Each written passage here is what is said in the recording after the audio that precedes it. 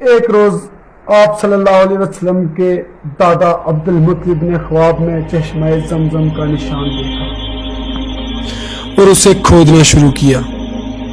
یہ وہ مقام تھا جہاں اصاف اور نائلہ دو بت رکھے ہوئے تھے۔ قریش نے منع کیا اور لڑنے پر تیار ہو گئے۔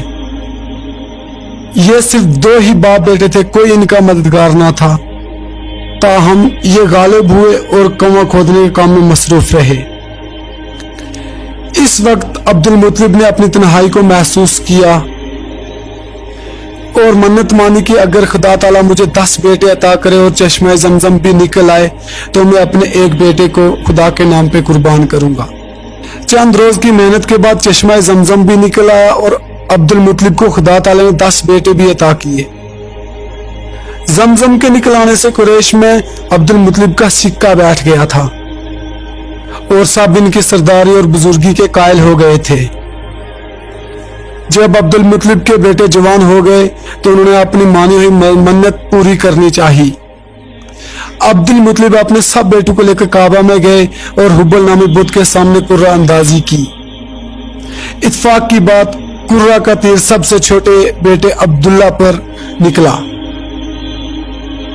جو عبد المطلب کو سب سے زیادہ عزیز تھا۔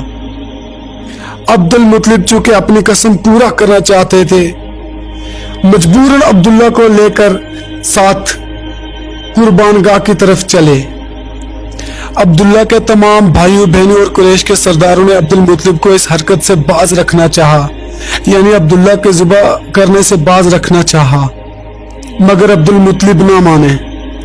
بالآخر رد و قد کے بعد یہ معاملہ سجا نامی کاہنہ کی طرف رجوع کیا گیا۔ اس نے کہا، تمہارے ہاں ایک آدمی کا خون بہانا 10 اونٹوں کے خون بہانے کے برابر ہے، بس تم ایک طرف 10 اونٹ اور ایک طرف عبداللہ کا رکھو اور قرہ ڈالو۔ اگر قرہ اونٹوں کے نام نکل آئے تو 10 اونٹ ذبح کرو، اور اگر قرہ عبداللہ کا نام نکل آئے تو 10 اونٹ اور بڑھا کر بھی، یعنی 20 اونٹ ذبح کرو۔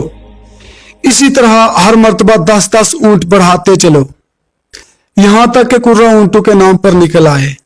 چنانچہ ایسا ہی کیا گیا اور قرہ عبداللہ کے نام ہی نکلتا رہا یہاں تک کہ اونٹوں کی تعداد 100 ہو گئی، تب جا کے قرہ اونٹوں کے نام نکلا۔ اپنی تسکین کے لیے عبد المطلب نے 2 بار اور قرہ ڈالا، اب کی بار اونٹوں کے نام ہی قرہ نکلتا رہا۔ اس طرح سے 100 اونٹ ذبح کیے گئے اور عبداللہ کی جان بچ گئی۔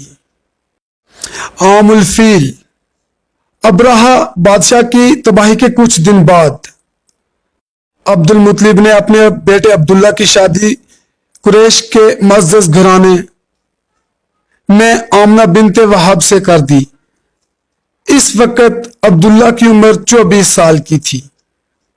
شادی کے چند روز بعد عبد المطلب نے عبداللہ کو ایک تجارتی قافلہ کے ساتھ بغرض تجارت ملک شام کی طرف روانہ کیا۔ واپسی میں عبداللہ بیمار ہو کر مدینہ میں اپنے رشتہ داروں کے پاس ٹھہر گئے اور اپنی بیماری کا حال باپ کے پاس بھیجا۔ مکہ میں جب بیماری کا حال عبد المطلب کو معلوم ہوا تو انہوں نے اپنے بیٹے حارث کو عبداللہ کی خبر گیری اور مکہ میں بحفاظت واپس لانے کو کہا۔ حارث کے مدینہ پہنچنے سے پہلے ہی عبداللہ فوت ہو چکے تھے اور اپنے رشتہ داروں کے قبرستان میں مدفن ہو چکے تھے۔ حارث نے واپس مکہ آ کر عبد المطلب کو یہ خبر سنائی۔ عبد المطلب نے اپنے چند اونٹ، چند بکریاں اور ایک غلام کو آزاد کر دیا۔